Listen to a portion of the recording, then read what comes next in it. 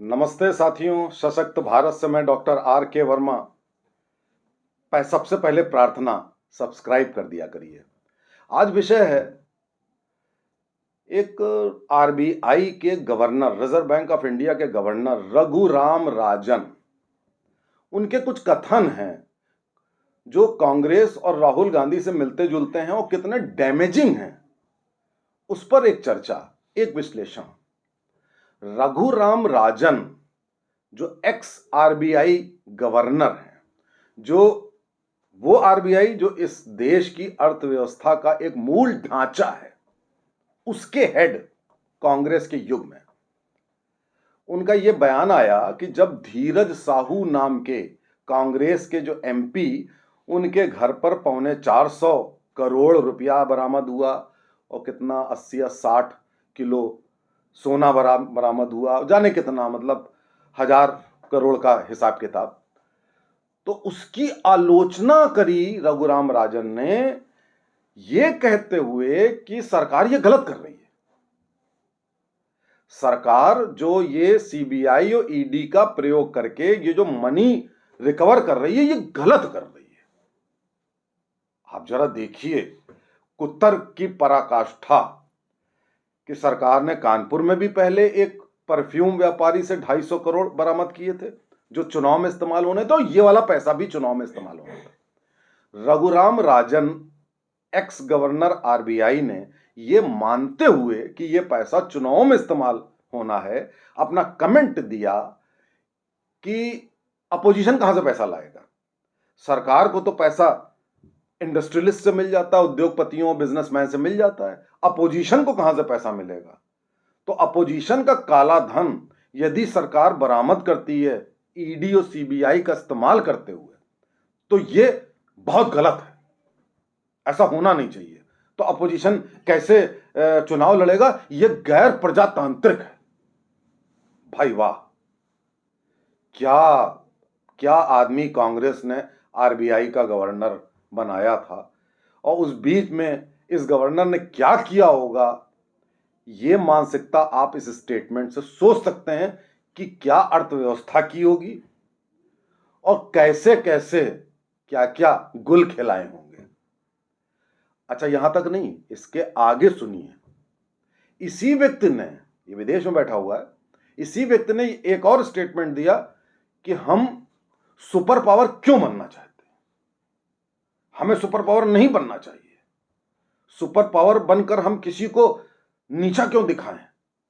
अब आप देखिए जरा, ये आदमी जिसको इंचार्ज बनाया था आर्थिक इकोनॉमिक पॉलिसीज का कि भारत इकोनॉमिक सुपर पावर बने, ये कहते हुए ये आदमी कह रहा है सुपर पावर बन के क्या करोगे, दूसरों को सबड्यू, दूसरों को नीचा दिखा के क्या करोगे, इसलिए गरीब बने रहो, इसलिए बिल्कुल दीनहीन दुखियारे बने रहो। अब आप सोचिए, यही व्यक्ति राहुल गांधी की वो जो यात्रा थी कौन सी, उसमें भी ये आदमी बीच में मिला था उनसे जाकर। अब कांग्रेस में ऐसे शख्स भरे पड़े हैं। राहुल गांधी को यात्रा में सब एक एक करके मिले थे। कोई चर्च का पादरी था जो कहता था कि मैं जूते इसलिए पहनता हूं कि मुझे भारत माता को जूते से दबाना है। आप जरा देखिए, ये बात उस व्यक्ति ने कही थी। ऐसे लोग हैं कांग्रेस के पास। और इन्हीं में से एक मणिशंकर अय्यर पाकिस्तान में जाकर रोया था कि मोदी को हटाओ किसी तरीके से, मुसलमानों को भड़का करके भारत के, तब हम तुम्हारा फेवर करेंगे। अब आप बताइए कि कांग्रेस में ऊपर से नीचे तक ऐसे देश विरोधी लोग भरे पड़े हैं। शुरुआत हुई नेहरू से, ये कोई नई बात नहीं है। नेहरू गांधी को भी मैं उसी में कहूंगा, क्योंकि जब यह हुआ कि पूर्ण स्वराज की मांग उठी और यह उठा कि पूर्ण स्वराज भी मिले और अंग्रेज भी भारत से टोटली जाएं, उसका गांधी ने एक बार विरोध किया था। कहा था डोमिनियन स्टेटस रहे, डोमिनियन। तो ऐसा एक जमाने से कांग्रेसी करते आए हैं कि देश के ही विरोध में, कोई ऐसा नहीं है, नेहरू पीओके भी दे दिया, अक्साई चिन भी दे दिया, नॉर्थ ईस्ट दे दिया था, आसाम और अरुणाचल दे दिया था, वो तो चीन चले गए, वो भी दे दिया था। उनका बस आपने सारी वो जो यूनाइटेड नेशंस की सिक्योरिटी काउंसिल की सारी सीट वीट सब दे दी, सब कुछ आपने भारत के विरोध में कर दिया और कह दिया कि अरे ठीक है, क्या फर्क पड़ता है, पंचशील है ये। तो आप साथियों सोचिए कि ये 10 साल से सत्ता से बाहर हैं, उसके बावजूद ये कभी सनातन को गाली देते हैं कि डेंगू है, कभी ये कहते हैं कि हिंदुत्ववादियों को देश से भगाना है, सारे हिंदुओं को, कभी कहते हैं कि भारत को सुपर पावर नहीं बनना चाहिए। और यही रघुराम राजन कह रहा था कि भारत की अगर जीडीपी 5 हो जाए तो बहुत बड़ी बात है, 7.6 हो गई, निरुत्तर है, बोल नहीं पा रहा कुछ। अब आप सोचिए कि कांग्रेस ने महत्वपूर्ण पदों पर कैसे कैसे लोगों को बैठाया हुआ था जो देश का कबाड़ा किए हुए थे, आज से नहीं 1885 से इनका बस चलता तो ये आजादी तो सुभाष चंद्र बोस और सावरकर और भगत सिंह और चंद्रशेखर आजाद जैसे लोग, इन सब लोगों के कारण मिल गई है। ये तो अंग्रेज चाहते थे कि अंग्रेज यहां बने रहे, डोमिनियन स्टेटस मिले और हम अपना राज करते रहे, ऐश करते रहे।